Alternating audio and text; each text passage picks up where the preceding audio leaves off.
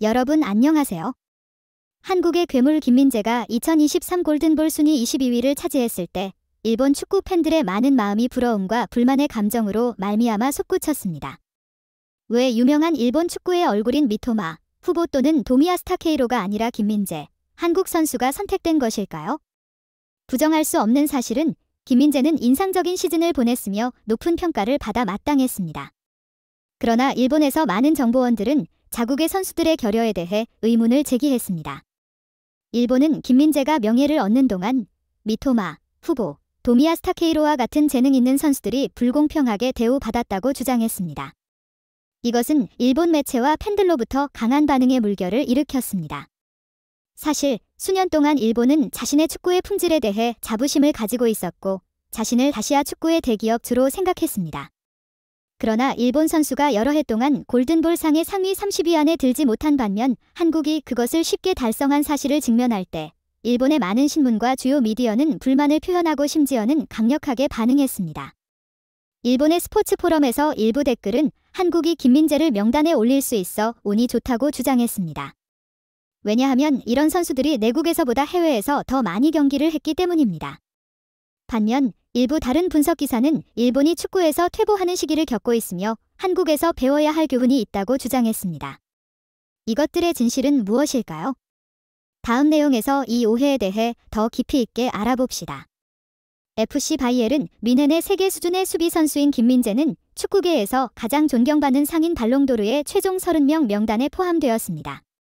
결국 그는 제22위를 차지하였으며 많은 부정적인 반응을 받았습니다. 오늘 아침 프랑스 풋볼은 2023년 발롱도르의 공식 순위를 발표했습니다.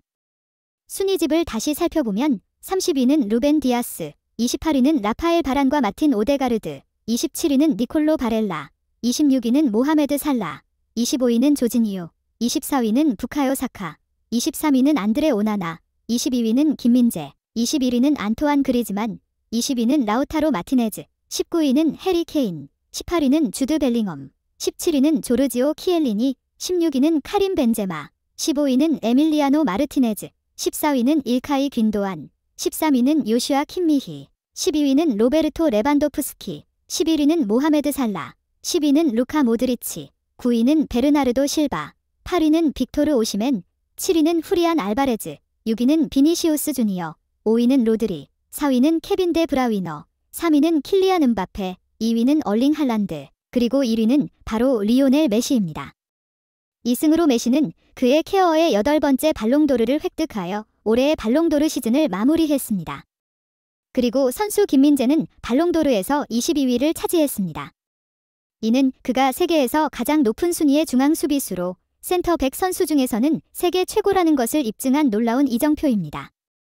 김민재의 이 성과가 손흥민의 11위라는 기록에는 미치지 못하지만 그는 세계 최고의 중앙수비수이며 아시아 중앙수비수로서는 처음으로 발롱도르의 후보로 오른 것은 기적과 같습니다. 실제로 유럽으로 이동하고 2시즌 만에 발롱도르에서 22위를 차지하는 것은 놀라운 성과입니다. 사실 김희재가 중국 리그에서 뛰는 동안 그는 한국에서 및 국가대표 선수로서 알려져 있었습니다. 그는 유럽에서는 크게 알려지지 않았고 심지어 아시아에서도 그는 김민재보다 젊고 덜 유명했습니다. 대형 리그로 이동하여 꽤 좋은 성과를 내고 있는 다미안 스토야노비치는 그보다 유명했습니다. 그러나 지금 그는 한국은 물론 아시아, 심지어 세계에서도 최고의 중앙수비수입니다. 일본의 축구 팬들 중 많은 이들이 김민재의 발롱도르 최종 순위에 대해 부러워했습니다. 박지성, 손흥민 그리고 중앙수비수 김민재, 한국은 몇 년마다 슈퍼스타 수준의 선수를 배출하고 있습니다. 유럽에서 뛰고 있는 선수의 평균 수를 보면 일본이 더 많지만 그들도 곧 이런 수준의 뛰어난 선수들을 얻길 바라고 있습니다. 우리는 미토마 가오루 선수가 더 큰 클럽으로 이동하는 것을 기대하고 있습니다. 한국이든 일본이든 중요치 않습니다. 왜냐하면 어쨌든 우리 모두 아시아 사람이고 우리는 정말로 자랑스럽게 느낍니다. 지난 시즌에 그는 나폴리에서 훌륭한 퍼포먼스를 보여줬고 이는 이탈리아 세리에 A의 최고 팀들에게 뒤지지 않는 성과였고 이제 그는 바이에른 뮌헨으로 이동하여 정식 선수가 되었습니다. 이는 정말로 놀라운 일입니다. 190cm의 키와 1대1 대결에서 강력하게 펼칠 수 있는 물리적인 강도, 공중에서의 우세함, 탁월한 체력, 공격수에게 결코 뒤지지 않는 속도, 공격 본능, 그리고 좋은 방향감을 가지고 있다. 그는 정말로 완벽한 중앙 수비수입니다. 늦어도 일본에도 결국 발롱도르 후보에 오를 선수가 나타날 것이고 그들의 전반적인 수준이 향상됨에 따라 이것은 당연한 결과가 될 것입니다. 우리는 축구에서 야구의 오오타니 쇼헤이처럼 급변을 보고 싶습니다. 심지어는 단지 후보가 아니라 실제로 발롱도르를 수상하기를 바랍니다. 스팔레티 감독은 그가 김민재처럼 플레이하는 공격형 중앙 수비수를 본 적이 없다고 말했습니다. 우리는 그의 공격적인 수비 스타일을 다시 보고 싶습니다. 그는 그저 세계 최고의 선수입니다. 우리가 보기에 손흥민과 김민재는 아시아에서 가장 최고의 선수들입니다. 그들 뒤를 이어서는 미토마, 후보, 도미야 스타케이로, 이강인, 그 외 다른 선수들이 있습니다. 전반적으로 보면 일본이 더 높은 레벨을 가지고 있지만 한국이 더 많은 국제 선수를 보유하고 있다고 생각합니다. 이나 저나 처음이라는 것을 강조하는 대신 언젠가 우리는 실제로 발롱도르를 수상하고 그에 대해 조용히 자랑스럽게 생각하길 바랍니다. 김민재는 대단합니다. 한국을 이길 수가 없습니다. 한국은 존경받아 마땅한 국가입니다. 김민재는 우수한 선수이지만 그것은 한국의 지원에 힘입은 것입니다. 피파는 한국을 좋아합니다. 김민재가 2022년 발롱도르의 후보로 오르는 것은 어떤 의미일까요? 아마도 그것은 한국 선수가 유럽에서 인상적인 성과를 남겼다는 증거일 것입니다. 발롱도르 수상은 매우 어렵지만 우리는 일본의 젊은 선수들이 손흥민, 김민재, 박지성처럼 이어나가기를 바랍니다. 일본 팬들 중 일부는 부러워하는 것 같지만 대부분은 그들이 김민재의 성과를 매우 존경합니다.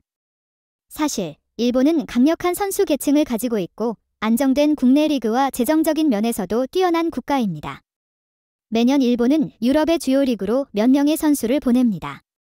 하지만 아직 손흥민이나 김민재처럼 최고의 위치에 도달한 선수는 없습니다. 인프라가 부족한 한국에서 그렇게 재능 있는 선수들이 나오는 것은 행운일 것입니다. 하지만 계속 성장하고 미래에 더 많은 재능 있는 선수들을 출시하려면 국내 축구 인프라를 개선하는 것이 매우 중요합니다. 할란드, 노르웨이와 음바페, 프랑스는 발롱도르에서 가장 뛰어난 11명의 공격수로 선정되었으며 그들의 시장 가치는 상당히 높다.